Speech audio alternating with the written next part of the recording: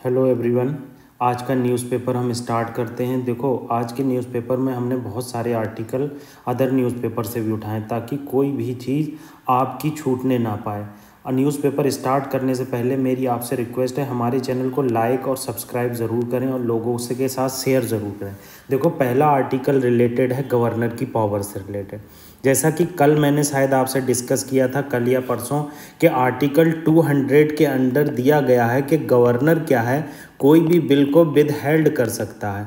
और ये with held करने की पावर का मतलब है इसमें रिटर्न का कोई भी सिस्टम नहीं आता है। जैसे मान लीजिए यूपी की लेजिस्लेटिव असेंबली ने बिल भेजा गवर्नर को और गवर्नर इस टाइम रामू है, तो रामू गवर्नर जो है उसने क्या किया, उस बिल को विद हेल्ड कर लिया। विद हेल्ड करने का मतलब है उसे रोक कर रख लिया, क्योंकि विद हेल्ड लिखा हुआ है, उसकी कोई टाइम लिमिट नहीं है। तो रामू क्या करेगा, इस बिल को पकड़े रहेंगे, गवर्नर जी रामू जी इसे पकड़े रहेंगे और कोई भी इस पर संज्ञान नहीं लेंगे कई महीने तक, कई साल तक, उनकी मर्जी है। मगर सुप्रीम कोर्ट ने कहा है कि कोई भी गवर्नमेंट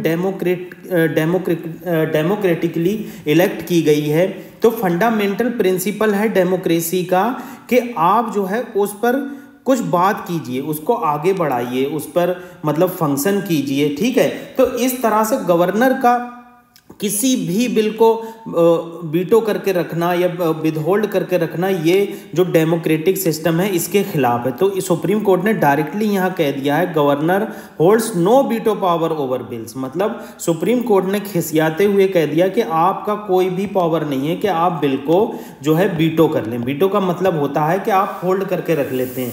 ऐसा हो रहा था कि क्या कर रही थी तमिलनाडु गवर्नमेंट, जो बिल है वो बार बार भेज रही थी तमिलनाडु गवर्नमेंट गवर्नर के पास, मगर वो विदहोल्ड किया हुआ बिल रिटर्न नहीं किया जा रहा था। तो इस वजह से नेक्स्ट बिल जो आ रहा था वो फिर से विदहोल्ड कर लिया जा रहा था।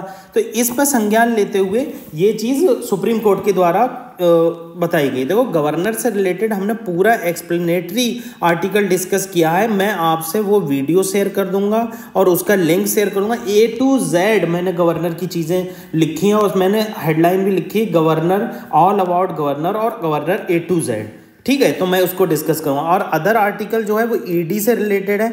ईडी ने एक्टर प्रकाश राज को सम्मन किया है पॉन्जी स्कीम से रिलेटेड। देखो, ईडी जो है वो सम्मन करती है, वो किस वजह से करती है, अपोजिशन अक्सर आरोप लगाती है कि जो गवर्नमेंट की पॉलिसी का अपोज करता है, जो उसके खिलाफ में मैसेजेस करता है, ट्वीट करता है, तो उसके लिए ईडी के द्वारा बहुत सारे लोगों को सम्मन किया जाता है। और गवर्नमेंट के कोई भी विधायक को या एमपी को सम्मन नहीं किया जाता है, एम्प्लॉय को सम्मन नहीं किया जाता। तो इस तरह के आरोप ईडी पर लगते हैं, मगर हम इन आरोपों से कोई मतलब नहीं है। हमें देखना है कि ईडी जो सम्मन कर रही है, ईडी की क्या पावर है और पॉन्जी स्कीम क्या होता है। तो हम A to Z ईडी की पावर और पॉन्जी स्कीम का देखेंगे। देखो, ईडी का एक केस देख लेते हैं पहले, डायरेक्टर से रिलेटेड क्या हुआ था। सुप्रीम कोर्ट ने एक वर्डिक्ट दी थी, सुप्रीम कोर्ट के केस में वर्डिक्ट दी गई थी कि संजय कुमार मिश्रा जो ईडी के चीफ थे, उन्हें 2 साल से ज़्यादा टेन्योर के लिए अपॉइंट किया गया। तो सुप्रीम कोर्ट में इस केस में वर्डिक्ट दी थी कि आप ईडी या सीबीआई का टेन्योर जो होता है वो 2 साल होता है, मगर अगर आप इसे एक्सटेंड करना चाहते हैं तो 3 साल तक एक्सटेंड कर सकते हैं। मतलब ओवरऑल 5 साल आप ईडी या सीबीआई के डायरेक्टर के टेन्योर को एक्सटेंड कर सकते हैं। अगर आपके द्वारा इससे ज़्यादा एक्सटेंड किया जाता है तो इसके खिलाफ हमारे द्वारा संज्ञान लिया जाएगा और उसके खिलाफ कार्रवाई की जाएगी। देखो, ये जो टेन्योर है ये एक्सटेंड इसलिए नहीं किया जाता है क्योंकि मेन रीज़न होता है जो चीफ अपॉइंट होते हैं, जो डायरेक्टर सीबीआई में अपॉइंट होते हैं और ईडी में जो चीफ अपॉइंट होते हैं, वो गवर्नमेंट के इन्फ्लुएंस में काम करने लगते हैं। जब वो गवर्नमेंट के इन्फ्लुएंस में काम करते हैं तो वो गवर्नमेंट के सपोर्ट में काम करते हैं। तो क्या होता है, इम्पार्शियलिटी नहीं आ पाती है, पार्शियलिटी आ जाती है। तो इसलिए ईडी के डायरेक्टर सीबीआई के डायरेक्टर का और ईडी के चीफ का टेन्योर 2 साल रखा गया था। मैक्सिमम आप इसे 3 साल एक्सटेंड कर सकते हैं और 3 साल का एक्सटेंशन 1-1 साल करके होना चाहिए ताकि आप दूसरा ईडी का चीफ ढूंढ लें। तो यहीं पर यह बात बताई गई और ये बात आपको पता ही होना चाहिए। तो ईडी के बेसिक क्या है, देखो, ईडी जो है एक मल्टी डिसिप्लिनरी ऑर्गेनाइजेशन है। मल्टी डिसिप्लिनरी ऑर्गेनाइजेशन वो ऑर्गेनाइजेशन होती हैं जिसमें बहुत सारे जगहों पर रेड की जाती है, बहुत सारी जगहों पर सर्च किया जाता है, क्योंकि ईडी क्या है, एक इन्फोर्समेंट डायरेक्टोरेट। इन्फोर्समेंट डायरेक्टोरेट का क्या मतलब है, जो इकोनॉमिक ऑफेंस हैं, जो इकोनॉमिक लॉ हैं, उनको इन्फोर्स करना, उनको लागू करना। ठीक है, तो ये इन्वेस्टिगेट करती है offences related to money laundering और violation of foreign exchange laws. ठीक है, फंक्शनिंग क्या है, फंक्शनिंग किसके अंडर की जाती है, डिपार्टमेंट ऑफ रेवेन्यू के अंडर करती है, मिनिस्ट्री ऑफ फाइनेंस के, और ये एक स्टेचुटरी बॉडी नहीं है। देखो, डिपार्टमेंट ऑफ रेवेन्यू से पहले ये किसी और डिपार्टमेंट में काम करती थी, आपको मुझे बताना है कि वो डिपार्टमेंट कौन सा है। ठीक है, और दूसरी चीज़ क्या है, इसका जेनेसिस देख लेते हैं। ये फॉर्म हुई थी 1956 में एज अ इन्फोर्समेंट यूनिट, मतलब अटैच ऑफिस। उसके बाद इसका नाम चेंज कर दिया गया 1957 में इन्फोर्समेंट डायरेक्टोरेट।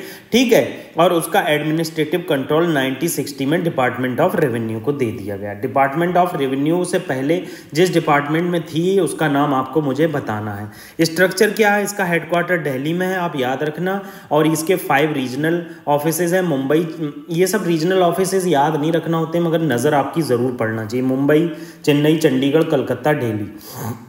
रिक्रूटमेंट क्या किया जाता है, डायरेक्टली भी किया जाता है, और IRS, IPS और IS भी इसमें वर्क करते हैं बहुत सारे जोन में। ठीक है, टेन्योर क्या होता है, 2 साल होता है, मगर इसे एक्सटेंड कर दिया जाता है 3 साल के लिए, 5 साल के लिए, 5 साल तक। यहाँ पर 3 होगा, ये 2 नहीं होगा। ठीक है, तो इस तरह से इसका टेन्योर डिसाइड होता है। अब स्टेचुटरी फंक्शन क्या है, देखो स्टेचुटरी फंक्शन में ये जो 3 लॉ हैं ये बहुत ज़्यादा इंपॉर्टेंट है। पहला लॉ है conservation of foreign exchange, conservation of foreign exchange and prevention of smuggling activity act 1974। ये जो एक्ट है ये आपको कहीं नहीं मिलेगा। अक्सर 2 एक्ट प्रीलिम्स के डिस्कशन में बता दिए जाते हैं। एक बता दिया जाता है prevention of money laundering act 2002 और फ्यूगिटिव इकोनॉमिक ऑफेंडर एक्ट 2018 और फॉरेन एक्सचेंज मैनेजमेंट एक्ट 1999। ये 3 एक्ट बता दिए जाते हैं मगर ये ऊपर वाला नहीं बताया जाता। तो पता होना चाहिए कि UPSC के द्वारा ऐसे पूछा जाता है कि ED के द्वारा इन्फोर्स किया जाता है conservation of foreign exchange and prevention of smuggling activity 1974। ये ऐसे आर्टिकल डाल देता है तभी आप वो जो है स्टेटमेंट आता है उसको आप गलत कर देते हैं। तो आप ये जरूर याद रखना, स्टेचुटरी फंक्शन में ये इन्फोर्स करता है conservation of foreign exchange and prevention of smuggling activity 1974, foreign exchange management act 1999, prevention of money laundering act 2002 और फ्यूजिटिव इकोनॉमिक ऑफेंडर एक्ट 2018। ठीक है, ये सब चीज़ें इसमें बताई गई। इसका जुरिडिक्शन कैसा होता है, प्रिवेंशन ऑफ मनी लॉन्ड्रिंग के केस में ये क्रिमिनल जुरिडिक्शन करता है। ED की कोई अपने पास फौज नहीं होती है, मतलब अपनी कोई इन्फोर्समेंट यूनिट नहीं होती, ये पुलिस के द्वारा हेल्प लेता है। तो मैंने यहाँ पर आपको बताया कि ED के चीफ का और CBI के डायरेक्टर का टेन्योर कैसे एक्सटेंड किया जाता है और कैसे ED जो है मल्टी डिसिप्लिनरी ऑर्गेनाइजेशन है, कब स्टेबलाइज हुआ, कौन इसमें रिक्रूट किया जाता है, स्टेचुटरी फंक्शन क्या है, ये इंपॉर्टेंट है। इसी आर्टिकल में बताया गया है कि पॉन्जी स्कीम के लिए ED ने सम्मन किया है। तो पॉन्जी स्कीम क्या होती है, देखो पॉन्जी स्कीम इस तरह की होती है, आप इससे समझ लो। ये ऊपर रामू बैठा हुआ है, अपना प्यारा रामू, और रामू क्या कर रहा है, ये छोटे छोटे इन्वेस्टर हैं, ये बड़े बड़े इन्वेस्टर हो गए, ये छोटे छोटे इन्वेस्टर से पैसा ले रहा है और इन बड़े इन्वेस्टर को दे रहा है। तो छोटे छोटे इन्वेस्टर को लालच दिया जा रहा है कि आपको कोई भी रिस्क नहीं होगा, आप मुझे पैसा दीजिए, आप मुझे पैसा देंगे तो मैं आपको ज़्यादा से ज़्यादा रिटर्न दूंगा। तो अक्सर केसेस में क्या होता है, ये फ्रॉड स्कीम होती है, पॉन्जी स्कीम। अच्छा, आप ये बताइए कि चिट फंड स्कीम और पॉन्जी स्कीम में क्या डिफरेंस है, ठीक है, और कौन सी चीज़ लीगल है इंडिया में, ये आपको बताना है कमेंट बॉक्स में, ठीक है। तो पॉन्जी स्कीम में ये चीज़ देखने को मिलती है। तो पॉन्जी स्कीम देखो यहाँ डेफिनेशन बताई गई कि एक तरह का इन्वेस्टमेंट फ्रॉड होता है। इसमें हायर रिटर्न का प्रॉमिस किया जाता है कि आप थोड़ा इन्वेस्ट कीजिए, हम बहुत ज़्यादा रिटर्न करेंगे, मगर क्या होता है इसमें ओल्डर इन्वेस्टर को न्यूअर इन्वेस्टर से पैसा लेकर दे दिया जाता है और न्यूअर इन्वेस्टमेंट को कभी भी पैसा नहीं मिलता। तो एक तरह का ये फ्रॉड है। ये स्कीम जो है चार्ल्स पॉन्जी ने निकाली थी 1920 में, मगर इसके लिए सेबी के पास कोई रेगुलेशन नहीं है। कोई रेगुलेशन नहीं का मतलब होता है कि सेबी ने इसको बैन कर रखा है। तो ये बैन किस किस एक्ट में है, banning of unregulated deposit schemes act 2019, price chit and money regulation banning act 1978। ठीक है, तो इस तरह से इसको बैन किया गया। तो आपको पता होना चाहिए पॉन्जी स्कीम क्या होती है, किसके द्वारा ये इनिशिएट की गई थी, मतलब ये सेबी के पास इसके क्या रेगुलेशन। अगला आर्टिकल देख लेते हैं, हमारे पास है राष्ट्रीय विज्ञान पुरस्कार अवार्ड। देखो राष्ट्रीय विज्ञान पुरस्कार अवार्ड, जिसका पहले नाम जो था शांति स्वरूप भटनागर अवार्ड था, आप याद रखना शांति स्वरूप भटनागर अवार्ड था। 2022 में क्या किया गया, शांति स्वरूप भटनागर अवार्ड को डिसकंटिन्यू कर दिया गया और बहुत सारे अवार्ड नहीं दिए गए। तब इसका रीबर्थ हुआ। रीबर्थ किस फॉर्म में हुआ, राष्ट्रीय विज्ञान पुरस्कार अवार्ड के फॉर्म में हुआ। और ये बहुत सारे जो एक्सपेंडेड ग्रुप है उनको दिया जाने लगा, जैसे साइंस, टेक्नोलॉजी, इनोवेटर्स, बहुत सारे जो साइंटिस्ट होते हैं, टेक्नोलॉजिस्ट होते हैं, इनोवेटर्स होते हैं जो वर्क करते हैं प्राइवेट सेक्टर में, गवर्नमेंट सेक्टर में और इंडिविजुअल लेवल पर। ठीक है, इसने क्या किया, जब राष्ट्रीय विज्ञान पुरस्कार आया तो इसने कैश प्राइज को एलिमिनेट कर दिया। ये इंपॉर्टेंट है, यूपीएससी ऐसे बहुत फास्ट थी। कैश प्राइज को एलिमिनेट कर दिया और सर्टिफिकेट और मेडल दिए जाने लगे। और इसमें इसी के अंदर बहुत सारे पुरस्कार होते हैं, मगर उसमें एक पुरस्कार होता है विज्ञान युवा शांति स्वरूप भटनागर अवार्ड। इसकी एज लिमिट कर दी 45। अब इसकी एज लिमिट 45 करने से पहले विमेन ऑर्गेनाइजेशन ने इसके खिलाफ संज्ञान लिया। उन्होंने कहा विमेन जो है चाइल्ड के बर्डन में रहती हैं, बहुत सारे घर के काम में रहती हैं, करियर के से, तो जो 45 साल एज की गई है ये कम है। तो हमारे लिए इम्पॉर्टेंट है कि कैसे राष्ट्रीय विज्ञान पुरस्कार का रीबर्थ हुआ और कैसे विमेन को इसमें पीछे छोड़ा गया है, ये सब चीज़ें हमें देखना है। देखो यही चीज़ बताई गई है कि कैसे इसे रिवैम्प किया गया। Ministry of science and technology ने क्या किया, 2022 में डिसकंटिन्यू कर दिया और 300 एग्जिस्टिंग साइंटिस्ट अवार्ड जो थे वो वहीं पर रह गए। ठीक है, इसके बाद इसका न्यू सिस्टम इमर्ज हुआ, इसको राष्ट्रीय विज्ञान पुरस्कार कहा गया और इसमें बहुत सारे अवार्ड रखे गए।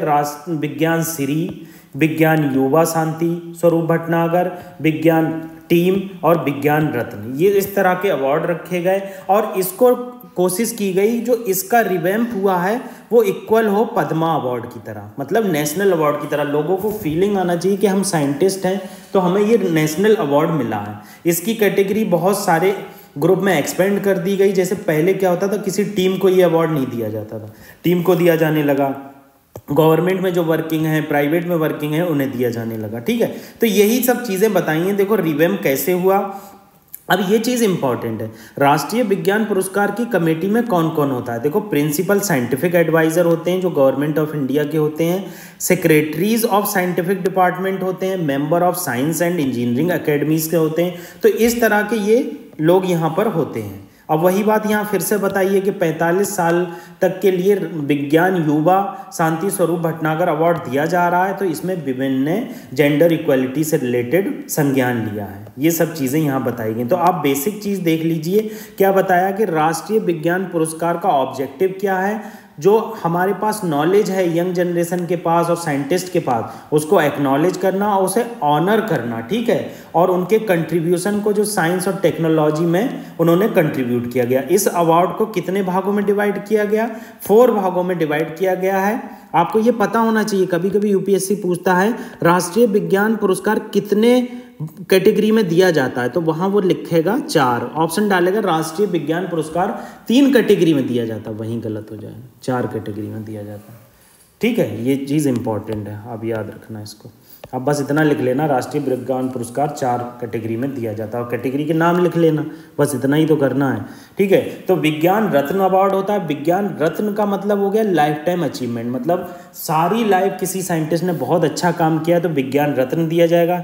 विज्ञान श्री दिया जाएगा डिस्टिंग्विश कंट्रीब्यूशन। डिस्टिंग्विश कंट्रीब्यूशन क्या होता है कि डिस्टिंग्विश कंट्रीब्यूशन इस तरह का होता है, जैसे मान लो किसी ने एकदम इनोवेट कर दिया कोई चीज़, जैसे यूपीआई इनोवेट कर दिया, तो डिस्टिंग्विश कंट्रीब्यूशन हो गया, तो ये विज्ञान श्री दिया जाता है। और विज्ञान युवा शांति स्वरूप भटनागर अवार्ड 45 साल तक दिया ही जाता है, हम लोगों ने ये देख लिया और ये एक्सेप्शनल है। ठीक है, और विज्ञान टीम अवार्ड का मतलब ये है कि एक टीम को दिया जाता है, बहुत सारे लोग होते हैं। ठीक है, ये स्टेटमेंट देख लो, इस तरह का क्वेश्चन यूपीएससी के द्वारा पूछा जाता है। पहला स्टेटमेंट क्या कह रहा है, राष्ट्रीय विज्ञान पुरस्कार का एम है रिकॉग्नाइज करना, सेलिब्रेट करना significant contribution made by scientist, technology and innovator. दूसरा स्टेटमेंट क्या है, दूसरा स्टेटमेंट क्या है, राष्ट्रीय विज्ञान पुरस्कार अवार्ड डिवाइडेड इनटू 4 कैटेगरी। देखो मैं कह रहा था ऐसे पूछेगा, 4 कैटेगरी, आप भूल जाएंगे इसे, ठीक है। तो ये पूछेगा, और विज्ञान रत्न अवार्ड, विज्ञान श्री अवार्ड, विज्ञान युवा शांति स्वरूप भटनागर अवार्ड और विज्ञान टीम अवार्ड। देखो दोनों ही ठीक है,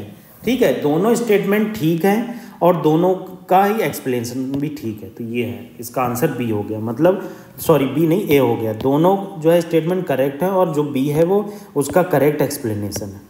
तो इस तरह से स्टेटमेंट बेस्ड क्वेश्चन किए जाते हैं। तो मैंने आज आपसे डिस्कस किया, पहला आप मैंने डिस्कस किया ईडी कब स्टेबलाइज हुई और ईडी में कौन कौन पार्टिसिपेट करता है, कैसे रिक्रूटमेंट होता है। पॉन्जी स्कीम के बारे में डिस्कस किया कि पॉन्जी स्कीम का इमरजेंस कैसे हुआ और सेबी उस पर रेगुलेशन देती है या नहीं देती है। गवर्नर की पावर से रिलेटेड चीज़ें मैंने डिस्कस की, और मैंने डिस्कस किया राष्ट्रीय विज्ञान पुरस्कार जो शांति स्वरूप भटनागर अवार्ड को रिप्लेस करके राष्ट्रीय विज्ञान पुरस्कार अवार्ड कर दिया गया। तो ये हमने इंपॉर्टेंट आर्टिकल डिस्कस किए। आपको कोई दिक्कत है टेलीग्राम चैनल को हमारे सर्च कीजिए, वहाँ से हम उसे संपर्क कीजिए। अगर वहाँ से संपर्क नहीं कर पा रहे हैं तो हमें कमेंट बॉक्स में ज़रूर बताइए, हम आप तक पहुँचेंगे। Thank you very much.